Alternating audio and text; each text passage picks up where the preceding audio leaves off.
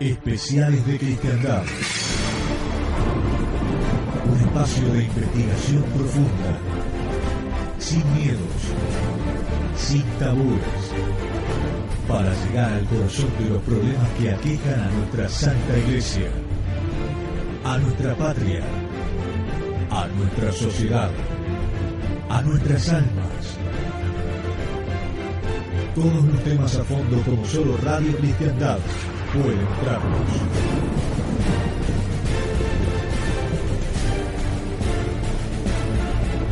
Especiales de Cristiandad.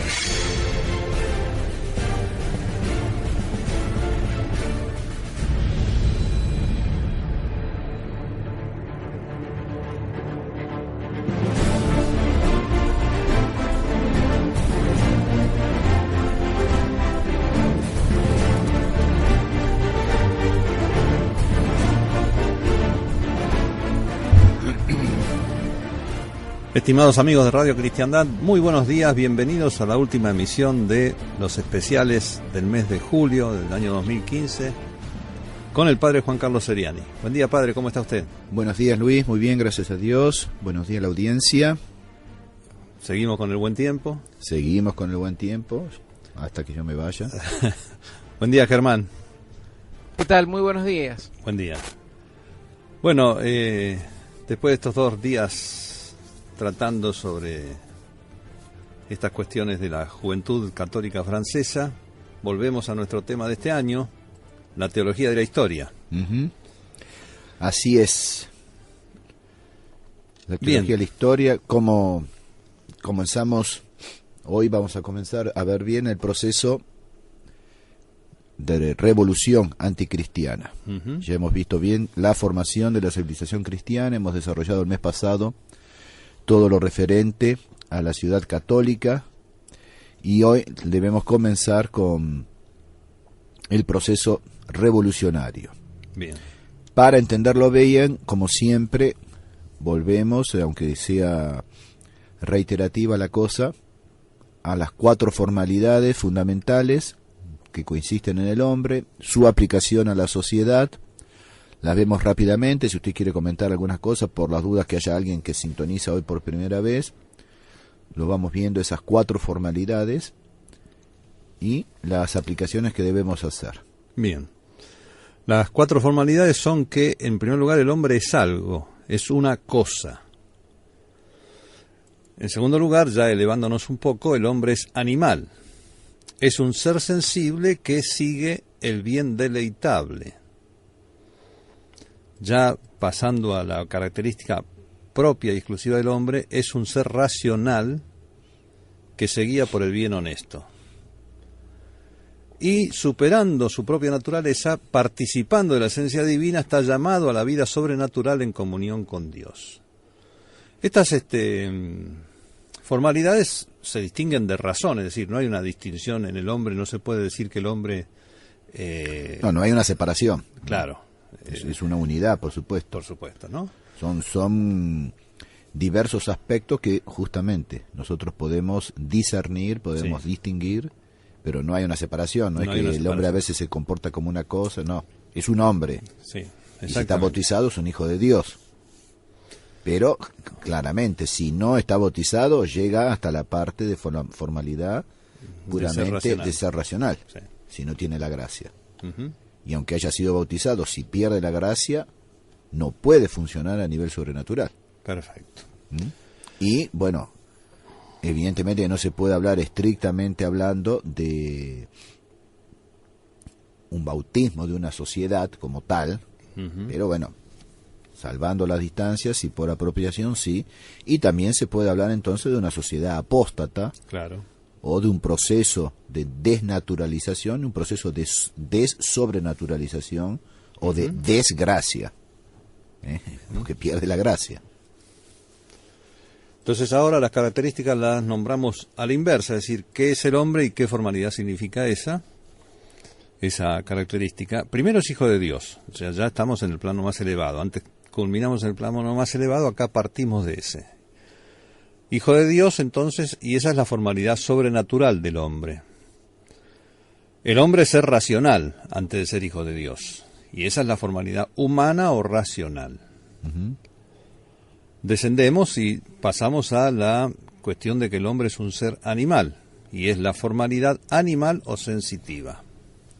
Y por último, que el hombre es algo, y esa es la formalidad de realidad o de cosa. En un hombre normalmente constituido, estas cuatro formalidades deben estar articuladas en un ordenamiento jerárquico que asegure su unidad. Eso es importante, y justamente esa unidad, así ese orden bien guardado, ¿cuándo se dio? En la época de la cristiandad. En la cristiandad, en la civilización cristiana. Aparecían bien esas cuatro formalidades del hombre con su proyección a la sociedad. Claro.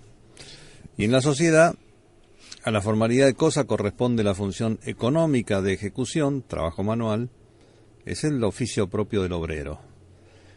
Esto ya lo vimos, ¿no? Por supuesto lo pasamos rápidamente. Sí, digo que pasamos rápidamente Sí. por las dudas. O sea, es importante hacer siempre esta introducción, la vamos a hacer todos los meses. No solamente porque alguien puede llegar descolgado y decir, bueno, ¿de qué están hablando? Entonces, vamos a partir siempre de la civilización cristiana. Hoy el primer paso del proceso revolucionario, el mes que viene, Dios mediante, el segundo paso, pero vamos a tener que pasar por el paso intermedio para ver. Bien. O sea, vamos a ir viendo los escalones en descenso de ese proceso revolucionario. A la formalidad de animal, ya el segundo nivel, corresponde la función económica de dirección, lo que se llama el capital, que cumple la burguesía en la producción de bienes materiales. A la formalidad de hombre, ya racional, corresponde la función política, que se ve claramente en la aristocracia, que es el gobierno de los mejores. La aristocracia está tratada despectivamente modernamente, es decir, se considera una clase corrompida. Bueno, lo es, ¿no? Pero, No, evidentemente, pero en la Edad Media no. claro. La función política que cumple el político en la conducción de una vida virtuosa de los demás hombres. Vaya a hablar de un político de hoy, de llevar a los hombres a una vida virtuosa, ¿no? Primero tendrían que vivir ellos virtuosamente.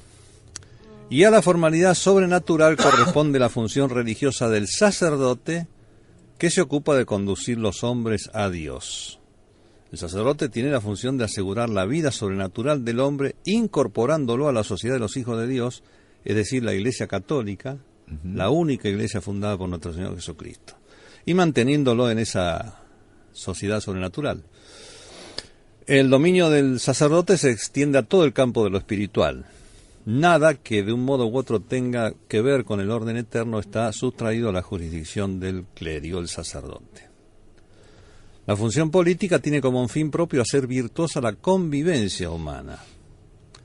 El ser humano debe vivir en sociedad para lograr su perfección, y la realización de la virtud es función propia de la clase social que posee la virtud, tiene que poseerla, como dijo usted hace un ratito, tiene que poseerla, y tiene en su mano la función política justamente para transmitir esa virtud. La aristocracia lleva a la realización práctica el estado de virtud, cuyo conocimiento, y por supuesto su propia práctica, ha aprendido del labio del sacerdote. Lo esencial a la aristocracia es la subordinación al sacerdocio, como es esencial a la política la sujeción a la teología.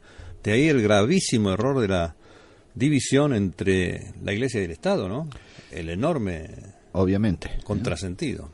Y ahí sí que establecen una verdadera división y separación como ha sido a partir de 1905 especialmente, pero ya venía desde la Revolución Francesa, en Francia. Y en la mayoría de los países, si no se da de derecho, al menos sí se da de hecho esa separación. Y fundamentalmente a partir, eso ya lo veremos también, lo veremos en su momento, a partir del Concilio Vaticano II, eso es propuesto por los mismos miembros de la Iglesia, los obispos, etcétera. Bien, la burguesía, entonces ya estamos en los otros dos niveles, interviene en las operaciones financieras y comerciales y en la dirección de la producción. Aporta, y en muchos casos lo crea, el capital. Y el artesanado aporta el trabajo, interviene en la ejecución de los diferentes oficios. Esto está articulado en una jerarquía de servicio mutuo, por supuesto, debe estarlo, ¿no?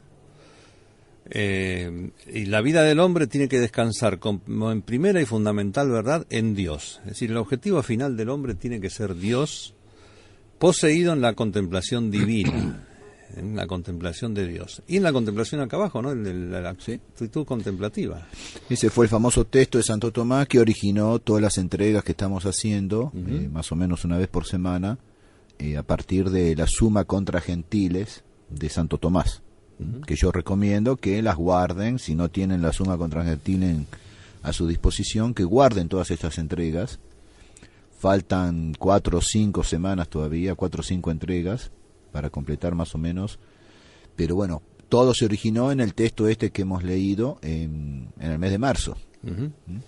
Aclaremos que acá en la Argentina se consigue la Summa contra Gentiles, ¿eh? Hay reediciones bastante recientes. Sí, también existen en internet, ¿no es cierto? Sí. Es fácil entrar. Y está completa en internet. Sí. Bueno, entonces hacia Dios tienen que ordenarse totalmente todas las actividades, políticas, económicas, culturales o artísticas. Por supuesto, en un camino que implica dedicarse a lo cultural, pasar por la asistencia del político, del sacerdote, justamente para llegar a la contemplación. Dios es la meta necesaria del hombre, la norma suprema y única que regula todas las acciones de su vida. Y como sin regla suprema y total no puede desenvolverse la vida del hombre, rechazar a Dios como tal, o sea, como esa regla suprema y total de la vida, necesariamente el hombre tiene que colocar en su lugar otra. Todos los hombres tienen una regla suprema y total que los guía en todo lo que hacen. Y en caso de rechazar a Dios será o el trabajo, o el placer, o el dinero, o el poder, incluso afectos humanos, ¿no? Que se limitan a eso. Es decir, las criaturas, y no Dios. Todo eso, insisto, que Santo Tomás demuestra que no es así, que no puede consistir el bien supremo del hombre, ninguna de esas cosas. Bien. Habíamos visto las 3 revoluciones posibles.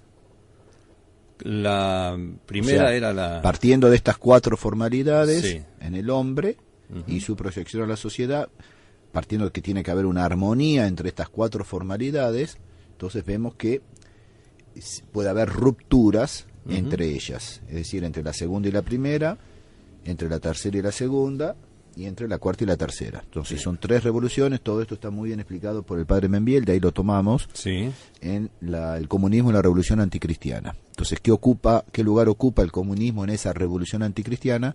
El padre parte de estas 4 formalidades y hace ver entonces cómo solamente son posibles 3 revoluciones, las cuales se han llevado a cabo. Por lo tanto, también si hubiese una coherencia, ¿no es cierto?, en todo el pensamiento, en todo el discurso en aquel entonces del padre Membiel, llevaría que no puede haber una restauración de la cristiandad como él pensaba en el año 37. Claro. De lo cual él después volvió sobre sus pasos. Lamentablemente, al morir en el año 73, queda un poco inconclusa su vuelta para atrás, pero de todos modos hay conferencias de él muy importantes que han sido incorporadas en las reediciones, por ejemplo, del comunismo y la revolución anticristiana. En la parte al final hay un apéndice con una conferencia muy importante sobre el progresismo, sobre la autodemolición de la Iglesia. Aclaro que esa conferencia tiene 3 partes, cuando en su momento fue publicada por la revista Cabildo. La segunda parte la suprimieron. Está la primera y la tercera sin decir agua va. Y no es la única cosa que han tijereteado estos personajes, ¿no es cierto? Sí. Concretamente un libro del padre Petit de Murat ha sido muy tijereteado. Y tiene un prefacio del padre Sáenz y un postfacio del doctor Antonio Capón Neto. No es lo único que tijeretean, padre Membiel, padre Petit de Murat. Bueno, estamos acostumbrados a estas cosas.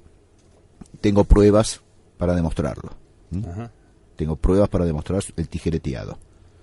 Entonces, el padre Membiel, vuelvo, de haber vivido más tiempo, de haber hecho él la reedición de su libro, Los 3 pueblos bíblicos en su lucha por la dominación del mundo, hubiese incorporado de otra manera tal vez ese capítulo que él tenía previsto.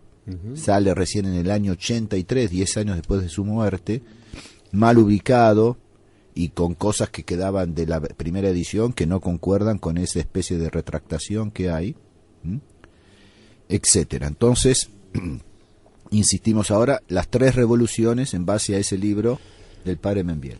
La primera es cuando lo natural se revela contra lo sobrenatural. En este proceso, además, se va desde el nivel más alto al más bajo, ¿no? Se va descendiendo. Que es la aristocracia contra el sacerdocio o la política contra la teología, que es la revolución protestante. La segunda revolución es la que ocurre cuando lo animal se revela contra lo natural, la burguesía contra la aristocracia, la economía contra la política. Es la Revolución Francesa, que pone justamente la economía como cumbre de la política. Y hoy sigue siendo así, la economía es lo que rige la política. Y la tercera es que lo algo, es decir, la característica más baja del hombre, se revele contra lo animal o el artesanado contra la burguesía. Y es la revolución comunista, el nihilismo absoluto. Entonces las repetimos rápidamente porque vamos a retomar la primera sola hoy y nos vamos a quedar allí. Entonces el mes que viene vamos a llegar hasta aquí de nuevo. Sí. Vamos, exactamente, yo voy a retomar todo esto e insistiremos en la segunda y así sucesivamente.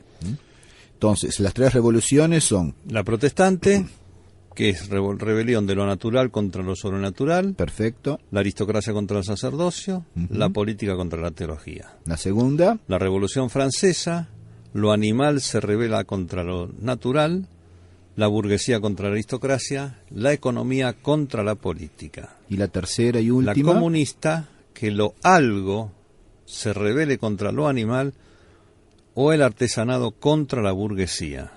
Entonces, en la primera revolución, si lo político se revela contra lo teológico, dice el padre Membiel, ha de producirse una cultura de expansión política. De expansión natural o racional monárquica y al mismo tiempo de opresión religiosa. Es precisamente la cultura que se inaugura con el Renacimiento y que se conoce con los nombres de humanismo, racionalismo, naturalismo y absolutismo. Bueno, eso es lo que tenemos que desarrollar el día de hoy. Entonces, pasamos para recordar rápidamente lo que fue esa realización de la civilización cristiana. En ella había dependencia de Dios, fue la Civitas Dei, constituyó el triunfo histórico y social de nuestro Señor Jesucristo, Rey, y por lo tanto una realeza social de nuestro Señor. Esa ciudad católica implicaba una acción informativa de la vida de la Iglesia sobre la vida de los pueblos, sobre su vida temporal. Una impregnación tal de esa vida temporal que ella se desenvuelve dentro de las normas públicas cristianas al servicio de Cristo.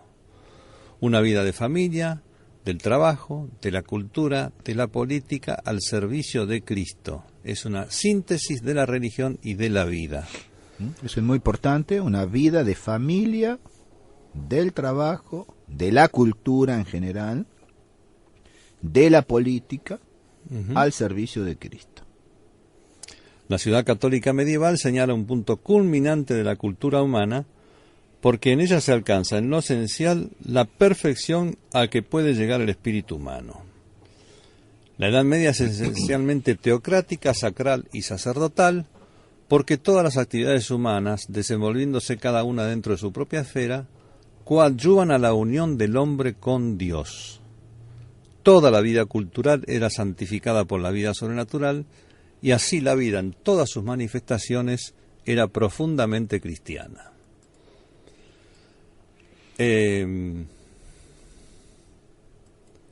Después van apareciendo ya las cosas que... Vamos a ver entonces, a partir de ahí, ya lo hemos visto, se verá después en el cuadro que vamos a proporcionar al final en PDF. A partir de aquí comienza el cumplimiento del plan de Dios hasta el fin del mundo. Claro. O sea que de todos modos, Dios está detrás de esto. Entonces va a venir la edad moderna y contemporánea, Sí. la revolución anticristiana, la Civitas Diaboli, que está caracterizada por la independencia de Dios. Sí, y ahí vemos que la independencia de Dios es ponerse contra Dios, ¿no? No es que uno dice, no quiero saber nada con Dios, afuera de mi vida yo me manejo solo, sino que voy a terminar atacando todo lo que venga de Dios. Sí. El que no está conmigo está contra mí. Exactamente, eso de todos modos está clarísimo con eso. Ujú. No hay una tercera posición. Es decir, bueno, el que no está conmigo está contra mí, dice nuestro Señor. Alguno puede decir, bueno, pero yo no estoy contra Cristo. Sí. Simplemente no estoy con Cristo. Nuestro Señor dijo, no, el que no está conmigo está contra mí. En cambio, cuando los apóstoles vuelven de su primera misión, nuestro Señor les dice, porque ellos rechazan a algunos que no los seguían o no escuchan su prédica, y nuestro Señor dice, el que no está contra vosotros está por vosotros. Ujú. Entonces, en el caso de los apóstoles, el hecho de no atacarlos, de no estar con ellos, no se los sigue, pero no se los ataca, implica está por vosotros. Ujú. En cambio, con nuestro Señor no. Con la iglesia no. El que no está con Cristo, el que no está con su iglesia, está contra Cristo, está con... No hay una tercera posición. O se está a favor o se está en contra. Y nuestro Señor es signo de contradicción. Sí. Y si uno no quiere edificar sobre esa roca, son expresiones, palabras de nuestro Señor Jesucristo que las toma del Antiguo Testamento, de los Salmos sobre todo. El que no quiere construir sobre la roca que es nuestro Señor Jesucristo, esa roca caerá sobre él y lo aplastará, los desmenuzará. Eso está en el Evangelio, muy importante todo esto. Entonces, ahora sí, empezamos directamente con las características del humanismo y del Renacimiento, y vamos a ir cotejando para ver entonces las grandes diferencias que ya se introducen en la civilización, en la sociedad, a partir de 1303 hasta 1517, que ya vamos a ver en un segundo paso, que es el protestantismo. Ujú. Entonces, ¿qué pasa de 1303 a 1517? Son 214 años. A partir de 1303, una larga decadencia empezó a manifestarse y parece ir cada vez más profundamente. El desencadenamiento de las fuerzas satánicas con el nominalismo y el humanismo pagano que reaparece, el protestantismo y sus guerras impías, la masonería y las filosofías de las luces, la Revolución Francesa, las conquistas inexorables del laicismo, el liberalismo que conduce al capitalismo, el espíritu revolucionario universal, el socialismo y el comunismo, el modernismo, hasta que los hombres de la Iglesia presten su apoyo al nuevo orden por su democracia religiosa, coronada por el Vaticano II. Ahí está diagramado todo el proceso revolucionario en sus diversas etapas. Entonces vamos a ir de a poco.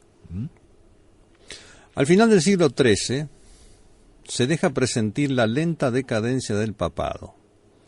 Cada elección de un pontífice es perturbada por las rivalidades entre familias romanas. Esto venía presagiando lo que iba a pasar a la muerte de Bonifacio VIII en 1303. Ya a fines de los años 1200, fines del siglo XIII, cada elección pontifical era perturbada por las rivalidades entre las familias romanas, que querían que un miembro de su familia fuese el electo. Sí. El Papa Bonifacio VIII querrá restaurar toda la autoridad pontifical. En Francia, por ejemplo, creará diócesis sin el acuerdo del rey y pretenderá incluso juzgar su política. Pero Felipe el Hermoso, apoyado por los tres órdenes del reino, se levanta contra el Papa. Para prevenir la excomunión del rey, Bonifacio VIII es encarcelado y abofeteado en Anagni por Barbilla de Nogaret. O sea que ante la reacción de Felipe el Hermoso, Bonifacio VIII está a punto de excomulgarlo, Sí. y retirarle entonces la sujeción de los súbditos. Esto no era broma en aquel entonces. No, era de un peso increíble. O sea que si el Papa desligaba a los súbditos de aquel juramento que hemos visto hace un mes, ¿no es cierto?, hace un mes atrás, ese juramento de fidelidad de los súbditos para con los señores feudales de su pequeño feudo, etcétera, hasta llegar al gran feudo que era todo el reino. Si el Papa desligaba de ese juramento, bueno, venía la catástrofe. Sí, era un caos, claro. Sobre todo a nivel económico. Entonces, Felipe el Hermoso no puede permitir esta reacción del Papa Bonifacio VIII. Y entonces no hace más, no se le ocurre nada mejor que encarcelarlo. Y bueno, y ahí se le va la mano, literalmente hablando, Sí. a Barbilla de Nogaret, lo abofetea al Papa, el cual muere de pena, de tristeza, en una semana. Aclaremos de que esto de que pretendía juzgar su política era lo que hacían los papas en la Edad Media, es decir, estaban por sobre el rey y también juzgaban la forma en que se manejaba la política. Es lo que hemos visto, ¿no es cierto? Las cuatro formalidades del hombre con su proyección a la sociedad. Claro. Entonces, mi razón está sometida, debe estar sometida a la luz de la fe, a la luz de la revelación.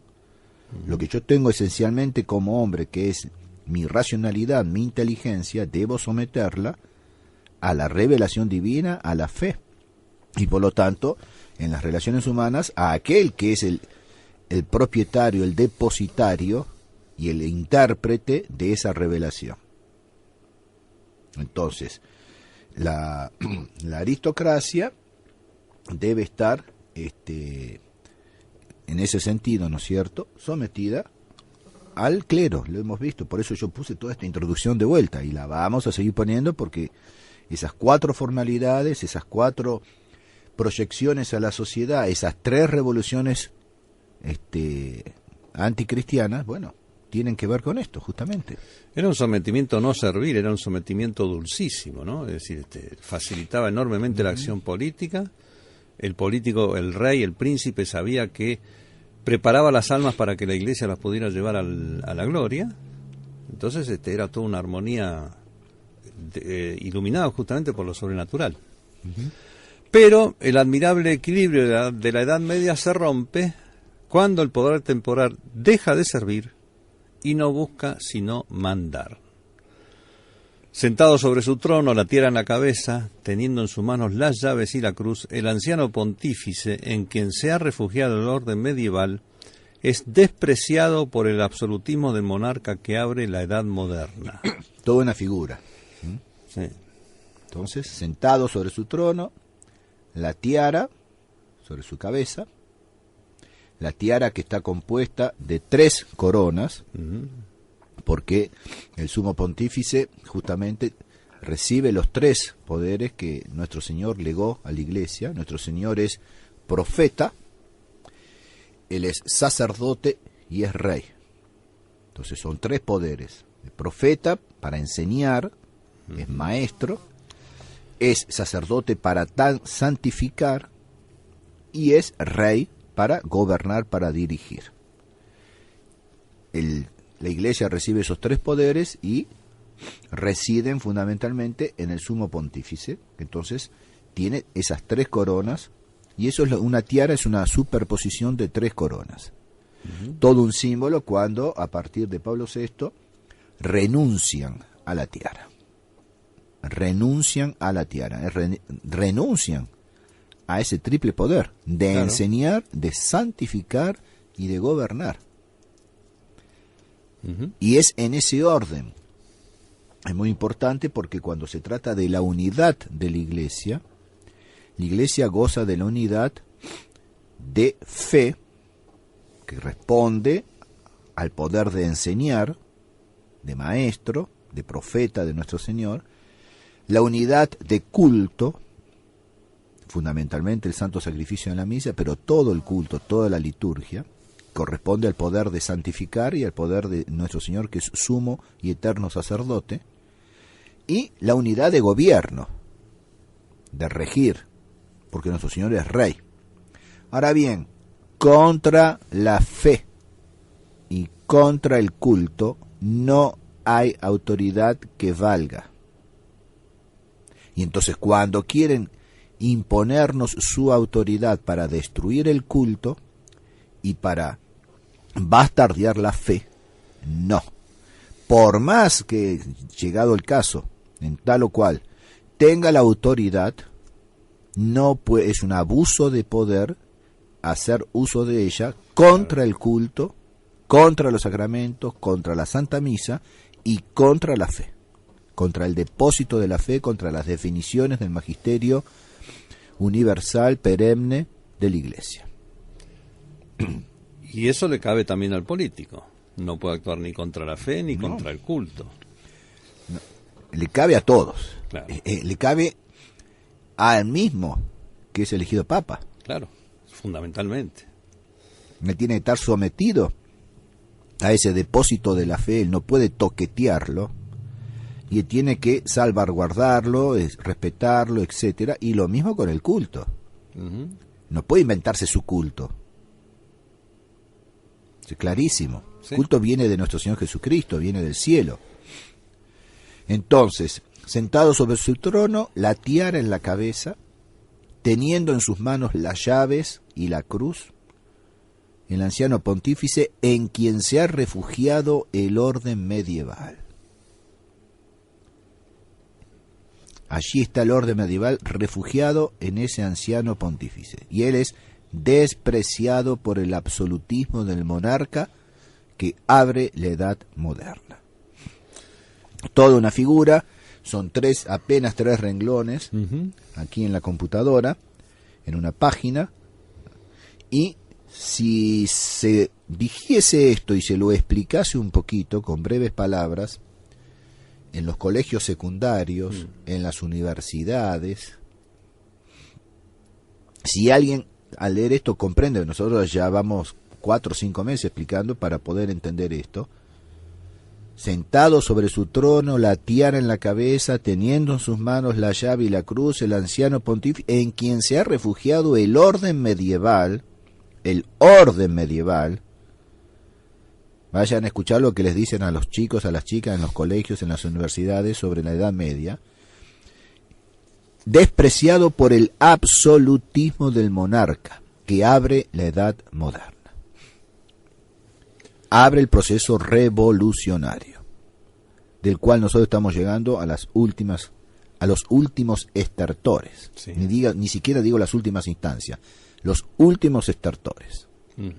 Quedan los últimos gusanos que van comiendo el cadáver de aquella sociedad cristiana. El pontífice se morirá pronto de tristeza, pero es un golpe terrible para el papado. Sin embargo, mucho más grave será la rebelión fría y obstinada de Luis de Baviera, emperador de Alemania. El papado resulta ahora impotente para controlar los pueblos, comenzando por sus propios estados, que abandona para instalarse en Aviñón. Bueno, eso es muy importante. A la muerte de Bonifacio VIII, la elección recae sobre el arzobispo de Bordeaux, de Burdeos, en Francia. Cuando él se dirige hacia Roma para asumir, es interceptado por el rey de Francia y es llevado a Aviñón. Sí. Y es ahí donde es obligado a residir, y sus sucesores también, durante 70 años. Toda una comparación ahí también con los 70 años de la deportación en Babilonia del pueblo judío en el Antiguo Testamento, que también duró 70 años justamente. Toda una comparación a hacer. Y bueno, y durante esos 70 años viene una gran decadencia, se va acentuando la decadencia del papado y demás, y cuando finalmente, sobre todo por la intervención de Santa Catalina de Siena, se restablezca la residencia del Papa en Roma, esa elección va a traer como consecuencia el cisma de Occidente. Uh-huh. Y la Iglesia conocerá un periodo en que coincidieron hasta 3 papas. Por supuesto, uno de ellos solamente el legítimo, los otros 2 ilegítimos, pero hubo santos que estuvieron a favor de uno y hubo santos que estuvieron a favor de otros. Uh-huh. El tercero en discordia era más evidente que no se trataba del legítimo, pero de todos modos hubo 3. Sí. Hubo 3. Y típico es ya 1431. Acá estamos hablando de 1303, estamos partiendo de 1303. En el proceso a Santa Juana de Arco, cuando la condenan a Santa Juana de Arco, ella en un momento apela al Papa. Uh-huh. Y Collón, el obispo Collón, le dice: ¿a cuál de ellos? ¿A cuál de los 2? Y Santa Juana, inspirada por el Espíritu Santo, dice: yo no sabía que había 2. Claro. Porque le tiene una trampa. Sí. Porque si ella hubiese dicho uno u otro, en cualquiera de los 2 casos, estaba ante un dilema, lo hubiesen condenado. Uh-huh. Entonces, respuesta sobrenatural, respuesta del Espíritu Santo, inspirada a ella: yo no sabía que había 2. Claro. Y lo dejó muy mal parado al Collón. Claro, aclaremos esto, ¿no? Son 2 papas, teóricamente, en realidad el papado es uno de unipersonal, así que 2 de los 3 eran falsos seguro. Uh-huh. Y la historia, ha demostrado cuál era el verdadero, ¿cierto? Claro. Bueno, el papado entonces queda cada vez más debilitado, las naciones cada vez se liberan más, consiguen su propia autonomía, y la cristiandad pierde el vínculo de unidad. Y por supuesto, divididos, los príncipes cristianos siguen sordos al llamado de los papas que los invitan a las cruzadas. La toma de Constantinopla por los turcos en 1453 señala... Vean cómo se precipitan los hechos. Sí. Señala el final del Imperio Cristiano de Oriente. A partir del siglo XIV, con los fraticelli utópicos, Marsile de Padua y Ockham, se desarrolla una potente corriente de pensamiento crítica y subversiva. En 1380, Wycliffe, de su cátedra de Oxford, y hacia 1400, Jan Hus, en Bohemia, ya sostienen todas las herejías de Lutero y causan revoluciones populares. Señalemos entre paréntesis, no me acuerdo ahora exactamente, pero no hace mucho de esto, ahora un par de meses, no me acuerdo, la, entre comillas, pretendida rehabilitación de Jan Hus. Y por supuesto, entonces, lógicamente conlleva la de Wycliffe y va a llevar la de Ockham y la de los Fraticelli. Sí, pues hay una coherencia en todo esto. Sí. Así que sigan los conservadores y los de la fraternidad, y incluso los de la Flácida, que sigan. Rehabilitado Jan Hus. Bueno, estos enemigos, por supuesto, no pueden atacar a Dios de frente y se dedican a magnificar al hombre, es decir, asignarle un tamaño y una dignidad que no tiene. Y esa dignidad que no tiene, pero que ellos le asignan al hombre, reside en primer lugar en su libertad, pero tomada como un absoluto. No van a afirmar que el hombre sea completamente independiente, pero sí que lo es en todo lo que no se refiere directamente a la religión y a la moral. Por ejemplo, en ciencias, en literatura o en arte. Y empiezan ya por apartar estas disciplinas de la fe, que también tienen que estar iluminadas por la fe. Bueno, vamos a ir viendo justamente, porque la razón se aparta de la fe. Sí. Lo que está también debajo de la razón se va a rebelar contra ella. Claro. Es lógico. Uh-huh.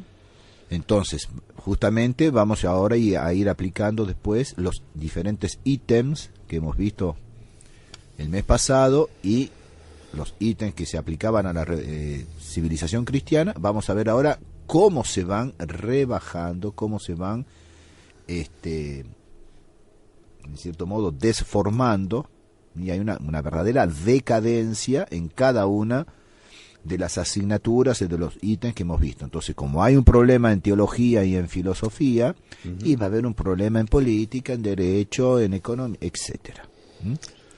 En literatura y en ciencias aparece Sí, esa pero- independencia que se denomina humanismo. Exactamente. Y en el ámbito del arte se trata del renacimiento. Entonces es muy importante esto que señalan como humanismo, renacimiento, en los colegios, en los libros, en los manuales, es un proceso revolucionario, es una decadencia revolucionaria, es independencia en literatura en aras de la famosa diosa libertad, una independencia en las ciencias, y entonces el humanismo, el hombre justamente magnificado, el gran diosecito, que es el hombre, y en el ámbito del arte, el renacimiento. Ujú. Entonces- Ahora, claro, las ciencias con los grandes descubrimientos, sí, se ensoberbece el hombre, cree que él maneja todo. Ujú. Él no entiende o no quiere dar a entender que ese saber le viene de Dios, que no es una creación propia. Y no solamente le viene de Dios, sino que no hay por así decir, un verdadero descubrimiento o una invención. Porque Adán sabía mucho más que todos estos juntos, con su don Sí. de ciencia. Adán había sido creado con el don preternatural de ciencia, que él era el único don que no iba a transmitir a sus hijos. Tenía el don de la inmortalidad, Ujú. tenía el don de la impasibilidad, tenía el don de ciencia, tenía el don del dominio sobre los animales. Bueno, esos dones preternaturales, más allá de la naturaleza, no sobrenaturales, sino preternaturales, de no haber pecado, Adán los hubiese transmitido a sus hijos, salvo el don de ciencia. Pero toda esa ciencia, toda esa sabiduría de Adán, lo hubiese transmitido, de no haber pecado él, lo hubiese transmitido a sus hijos con facilidad y sin error. Ajá. Es decir, que sus hijos hubiesen participado de ese don de ciencia de su padre y así sucesivamente.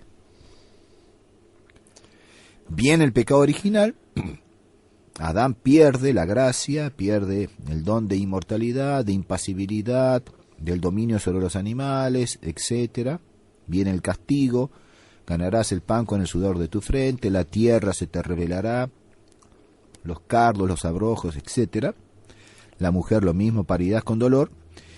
Adán no pierde el don de ciencia, pero al transmitirlo es con dificultad, tanto en la enseñanza como en el aprendizaje por parte de sus hijos, y es con mezcla de error.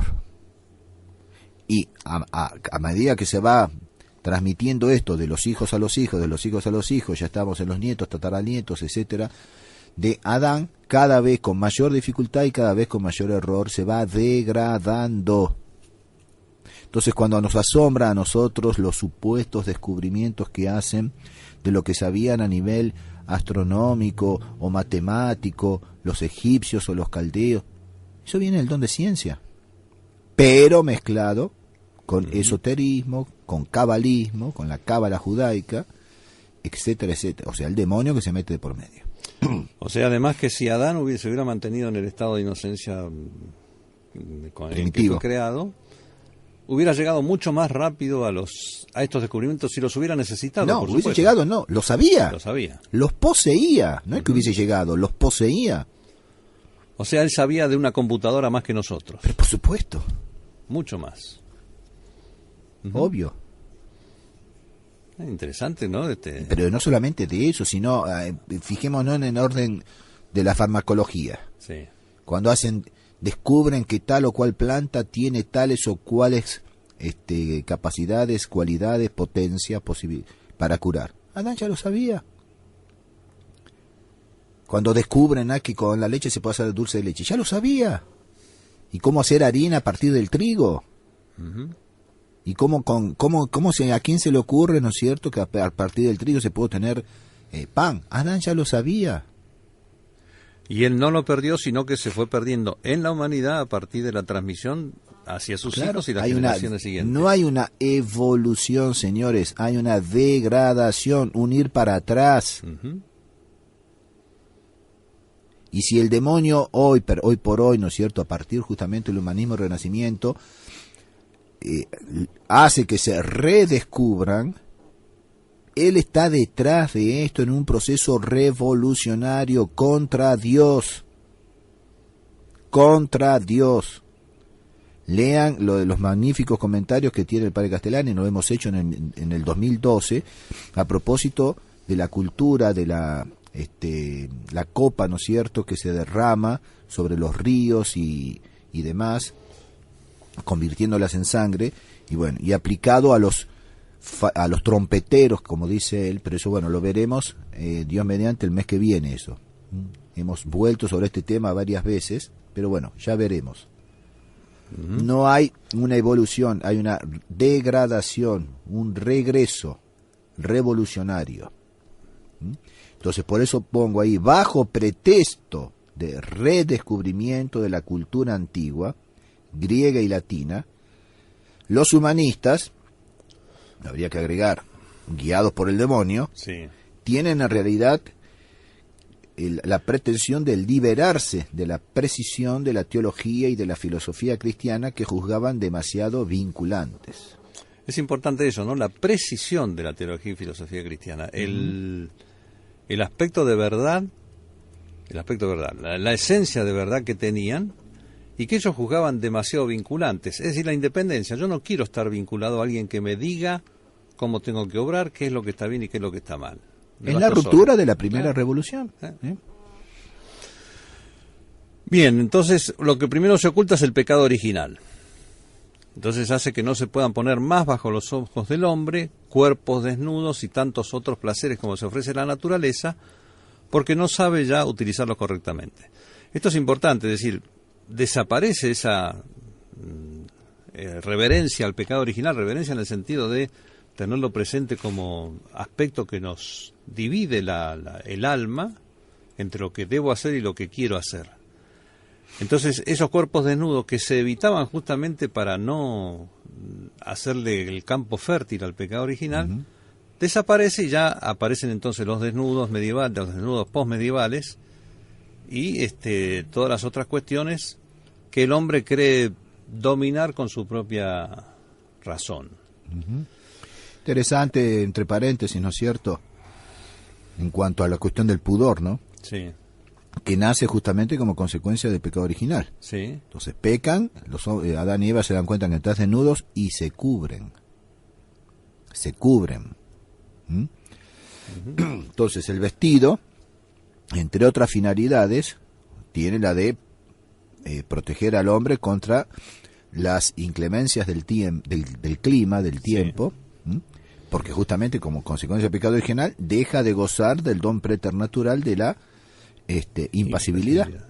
Entonces empieza a sufrir el frío, a sufrir el calor, entonces se tiene que cubrir, se tiene que proteger, pero ven que están desnudos y se avergüenzan. Entonces el vestido tiene por finalidad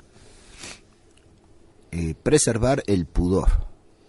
Entonces, de ahí que el ser humano, tanto varón como mujer, tiene que preservar su cuerpo, tiene que cubrirlo, no tiene que descubrirlo, tiene que cubrirlo. Y hay todo un discurso que yo aconsejo que el que quiere profundizar este tema, ¿no es cierto?, un discurso de Pío XII a los miembros de la alta costura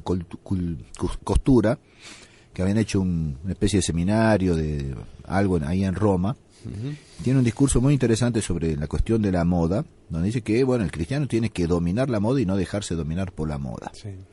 Y entre otras cosas, señala, por ejemplo, que es más nociva la moda que evoca lo que oculta que la que muestra. Ujú. Entonces, una camisa, una remera, no sé, una blusa transparente Ujú. es más nociva que la que directamente muestra, Ujú. porque entra toda la cuestión de la imaginación del hombre. Entonces las mujeres ni entienden de esto, pues son mujeres, ¿no es cierto? Salvo las lesbianas se darán cuenta de esto que yo estoy diciendo, Ujú. porque también le llama la atención el cuerpo femenino a ellas. Sí. ¿Mm? Pero las mujeres no se dan cuenta, la mujer normal no se da cuenta de lo que provoca en la sociedad con la moda, al seguir la moda moderna. Sí. Entonces es muy interesante todo esto porque justamente a esto arranca a partir de este momento. Va a tardar más o menos tiempo, y tardó bastante tiempo, o sea, recién en el primer cuarto del siglo XX es cuando se desencadena todo el gran problema de la moda ya directamente impúdica, ¿no es cierto? Sí. Pero bueno, tiene que ver con esa negación del pecado original. Precisemos que Adán y Eva, cuando descubren que están desnudos, se ocultan y tratan de cubrirse precariamente, pero es el mismo Dios el que le da túnicas de piel cuando salen del paraíso, del Edén. Exactamente. Entonces el vestido viene de Dios. Por supuesto es una necesidad del hombre porque siente la vergüenza de estar desnudo y Dios, digamos, le da la forma de cubrirse. Entonces, ocultar en primer lugar el pecado original. Sí. Luego, Ocultar que Dios es la cumbre y el centro de todo el universo, porque es el creador y el amo de todo. Por ser creador, por supuesto, es el amo, ¿no? Es una cosa que son inseparables, una condición de otra. Y oculta por fin la verdadera felicidad del hombre, las verdaderas alegrías que Dios le dio. Alegrías que no pueden ser sino cristianas y no puramente humanas. Esto demuestra un segundo aspecto de esta revolución, su carácter seductor. Claro, es seductor eso, ¿no? Es por la seducción que esta inversión de las cosas llega a atraer grandes muchedumbres y también a infiltrarse hasta los que le son en principio los más opuestos. Esto me hace pensar a cómo estamos hoy también en la tradición, ¿no? La seducción que atrapa a tantos tradicionales que se van deslizando hacia la apostasía. El propio Renacimiento es muy ambiguo. Numerosos manuscritos antiguos salvados del saqueo de Constantinopla fueron a Italia, donde suscitan una renovación de entusiasmo para las obras maestras de la antigüedad. Pronto, con Nicolás V, los propios papas acogieron humanistas, pintores y escultores. Y al final del siglo compiten con Lorenzo el Espléndido, el príncipe de los benefactores, para hacer de Roma la capital del Renacimiento italiano. Pero el entusiasmo por la antigüedad, que va junto con el desprecio del pasado cristiano, fue también la ocasión de un peligroso humanismo neopagano. Las cartas y las artes exaltan la furia de vivir y todas las pasiones. Maquiavelo hace la teoría del cinismo político. Los príncipes realizan un desbordamiento de lujuria y violencia. Los religiosos, obispos y papas adoptan a menudo las mismas costumbres corrompidas. El Papa Borgia es el ejemplo lamentable de esta situación, ¿no? Pero Dios suscita innumerables santos que mantienen la vitalidad de la Iglesia y establecen la respuesta divina a los males y a los peligros del tiempo.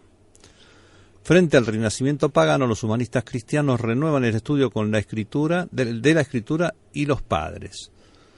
Hubo sobre todo los esplendores del arte cristiano, con Fra Angélica, de Dominico del convento de Florencia. La pintura alcanza inmediatamente el éxito perfecto de un arte muy penetrado de intuición mística. O sea que Dios siempre permite que quede algo de lo normal, del orden querido por Él, en aras de los elegidos. En aras de los elegidos. Siempre va a haber, y bueno, entonces evidentemente cuando nosotros contemplamos hoy uno de los frescos de Frangélico con las susodichas supuestas obras de artes modernas, bueno, no hay ni punto de comparación. De ningún modo, no. No hay ni punto de comparación. Entonces, en la oscuridad de ese tiempo de crisis, la gran luz de los santos resplandece. Pero a pesar de tantos santos, los siglos XIV y XV fueron con todo un tiempo de decadencia. ¿Por qué? Bueno, esto se debió a la falencia, a la debilidad de los hombres que ejercieron la autoridad. La Iglesia no contó con santos papas y teólogos, ni la cristiandad con santos reyes y príncipes. Estamos hablando de una época inmediata a Santo Tomás de Aquino, ¿no? La luz más alta de la teología católica. Uh-huh. Y esta rebelión inaugura en lo social un nuevo espíritu que se va fortaleciendo con el desprestigio de los papas del Renacimiento y que quedó oficialmente formulado y asegurado con la reforma de Lutero. O sea, que esto del humanismo y renacimiento, que si bien es una decadencia, si bien es un principio revolucionario, no es todavía el golpe revolucionario, pero es el caldo de cultivo necesario que va a establecer la tibieza como mínimo en esa sociedad, que va a permitir que apenas aparezca el Lutero, ¿sí?, se desencadene todo el problema revolucionario, ya a fondo. Uh-huh. ¿Por qué? Porque es en las academias, en las bibliotecas, en los salones, en medio de las suntuosas ropas, de deslumbradoras joyas y fastuosidades de las cortes, incluyendo la papal, uh-huh, que se enfría la caridad cristiana y se prepara el clima en que desaparecerá el orden fundado en la unidad de la fe y en la dependencia de Dios.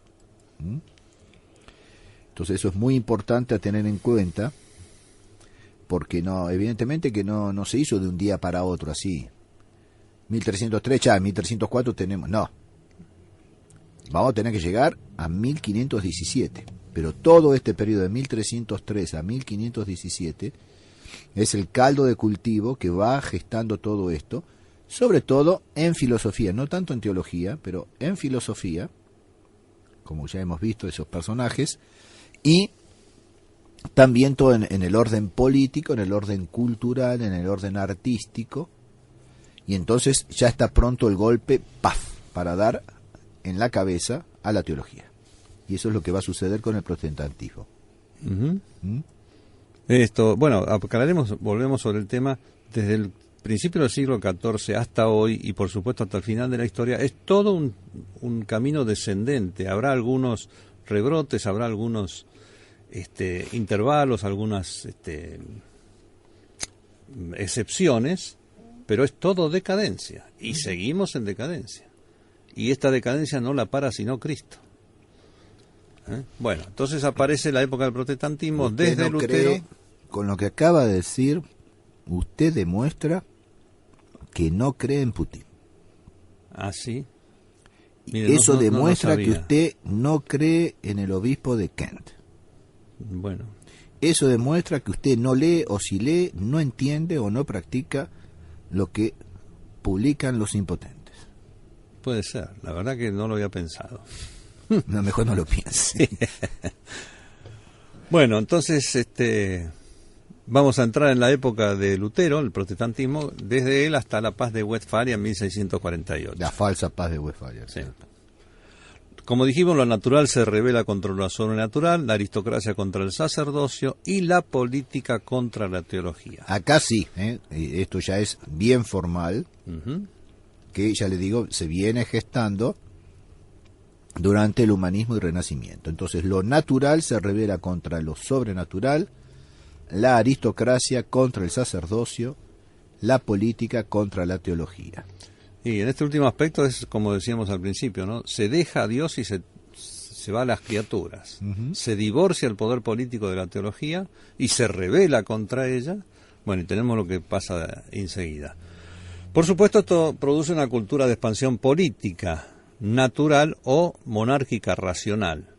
Y al mismo tiempo, no podía ser de otra manera, de opresión religiosa. Porque a todas estas pretensiones de enaltecimiento del hombre se opone la religión verdadera. Entonces hay que oprimirla, hay que combatirla. Lutero, respaldado por los príncipes, sin los cuales no hubiera hecho nada, concentra sus golpes contra el pontífice romano, depositario auténtico del orden sobrenatural. La revolución de Lutero fue la revolución de los señores. La nobleza, que tanta parte tenía de culpa en la corrupción de la Iglesia, tomó como cosa propia la reforma de Lutero. Y así quedó inaugurada una cultura absolutista en que los príncipes no reconocen más derechos que el capricho de su voluntad. Cultura naturalista, porque el hombre busca la expansión de su naturaleza. Cultura racionalista, porque el mismo hombre constituye su razón en la medida de todas las cosas. El Renacimiento no era más que un principio. Había dado el gusto de la libertad y el disfrute, pero la cristiandad y la Iglesia estaban siempre presentes. Es importante eso. Claro. Entonces, no todo durante el humanismo del Renacimiento es anticatólico. Sí. Entonces, no era más que un principio. Pero, mal principio, que dio el gusto de la libertad, del disfrute, pero todavía la cristiandad y la Iglesia estaba presente. Y tenían peso todavía, sí. Son ellas, es decir, la cristiandad y la Iglesia, las que los enemigos de Dios van a intentar ahora destruir. Eso se hizo con Lutero, que fundó el protestantismo. Apareció entonces el impío en un tiempo de bandidaje carnal y de somnolencia de los pastores del rebaño. Para los que no lo saben, disponen en Radio Cristiandad de la lectura por nuestro querido Fabián de un libro, ¿no es cierto?, sobre Lutero. Sí, El monje maldito. El monje maldito lo tienen en el banco de audios. Están todos los audios, sí. Se trata aún de la libertad, pero esta vez es una libertad absoluta en el ámbito moral. No es la verdadera libertad de que habla nuestro Señor, que viene de la verdad, sino que es la libertad de la razón enaltecida, exaltada. El monje Lutero, el rey Enrique VIII y el burgués Calvino corrompen la santidad, rompen la unidad, dividen la catolicidad y pierden para inmensos pueblos y regiones, la filial apostolicidad. En 1531 los príncipes protestantes, de ellos viene esta designación de las sectas anticristianas, forman una liga. Durante 25 años Alemania y Suiza van a ser devastadas por las reglas de religión. Solo finalizarán con esa lamentable paz de Hamburgo que deja a los príncipes todos los bienes robados a la Iglesia y obliga a sus súbditos a adoptar su herejía, cuius regio eius religio, es decir, así el rey, así la religión. Yo estoy obligado a someterme a la religión que me impone el príncipe político, no el príncipe religioso. Bueno, hasta acá llegamos en esta primera parte. Sí, después vamos a hacer toda la aplicación de los ítems. Sí. Y bueno, seguimos enseguida. Hacemos una breve pausa, ya volvemos.